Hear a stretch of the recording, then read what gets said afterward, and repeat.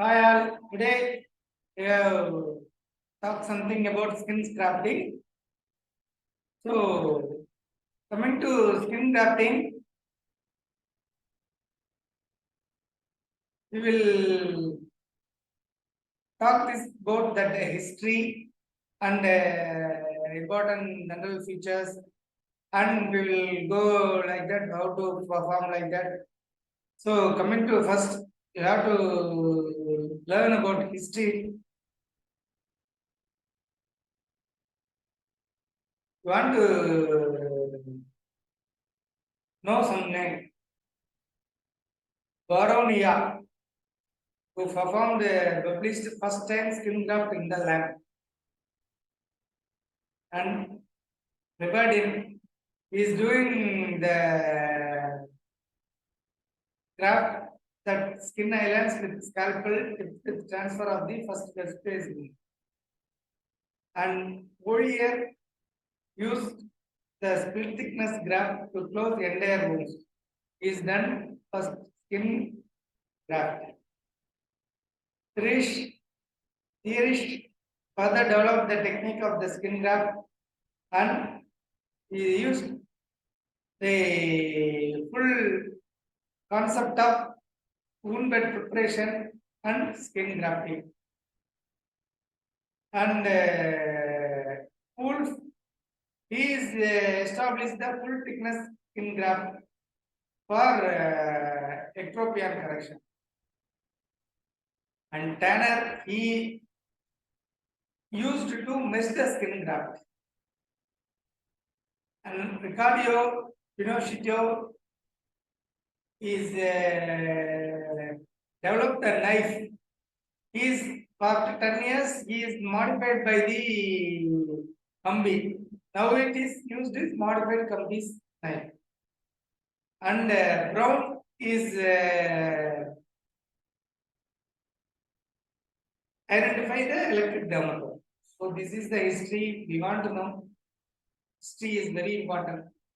Coming to the anatomy and physiology of the skin, so we must know about the anatomy and physiology of the skin to know about the how to grafting and how to reepithelialization is occur, how to take split thickness skin graft and full thickness skin graft.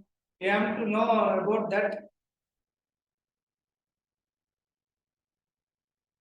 Coming to the anatomy and physiology, generally, so 8% of the total surface area is skin. 1.2 to 2.2 meters square is the skin, and 0.5 to 4 millimeter thickness of the skin is noted. And coming to the functions of the skins, it is remember as like tips. So I always is use that tips as functions, and so that is the thermal insulator and protect from the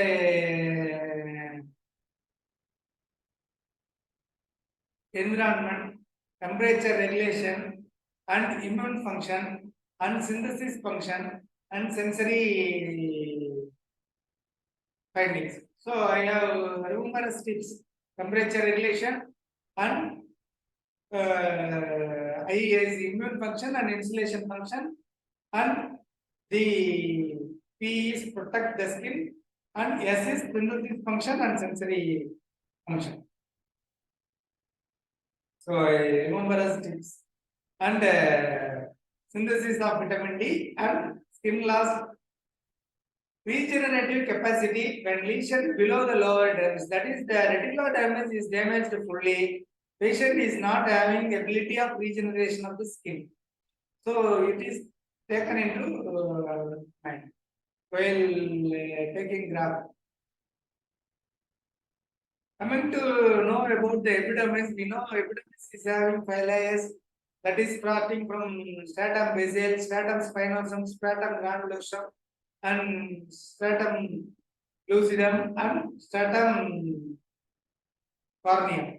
So these are all, this is called as cornifications of the basal keratinocytes.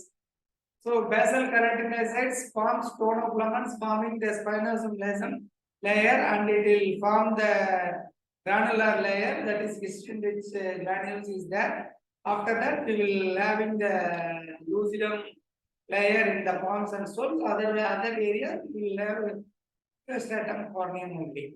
Okay. So these are all the layers in the, that is cornification, and cells present in the epidermis are keratinocytes and Merkel cells, that is mechanoreceptors, and Langerhans cells, that is useful for immune function, and melanocytes, that pigment producing cells.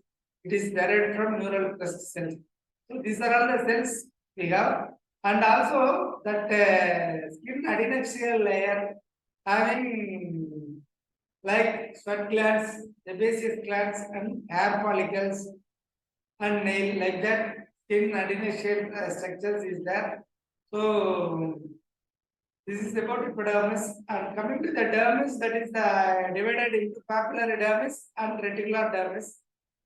So papillary dermis having nerves and blood vessels and papillary plexus. Reticular dermis is having type 1 collagen, and it is forming the structural form of dermis, and the dermis gives stability to the graft.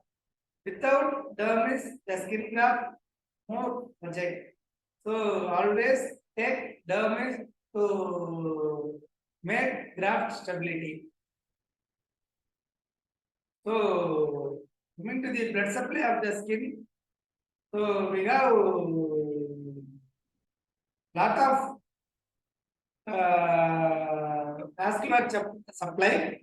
We are have 6 plexus in the skin. So that is sub papillary plexus and mid-dermal plexus and subdermal plexus and subcutaneous plexus and prefacial plexus and subfacial plexus. These are all the 6 plexus arranged in the skin from epidermis to subfacial gland. So these are all the plexus is supplying the area. So we have subpapillary and middermal and subdermal. So this is the dermal plexus around the dermis will supply the flaps. So this is the basis of the skin supply, is the basis of the flaps and the skin supply. And coming to the stem cells and regeneration of cells, hair follicle, there is a bulge present. That bulge cells will regenerate the skin graft areas.